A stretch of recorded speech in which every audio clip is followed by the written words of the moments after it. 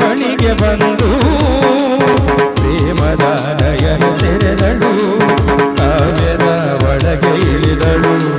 ಕಲಕಲಗೊಂಡವು ತ್ರಿಪದಿ ಪದಗಳು ಭರವಸೆಗೊಂಡವು ಸಕಲ ರಸಗಳು ಇರುಳು ಸರಿದು ಬೆಳಕು ಹರಿದು ಕನಸು ಮುಗಿದು ಮನಸ್ಸು ಜಿಗಿದು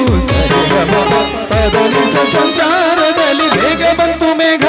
ಬೇಗ ಬಂತು ಮೇಘ ಮೇಘ ಕಾವ್ಯದ ಮೇಘ ಕನ್ಯಾ ಕವನ ಮೇಘ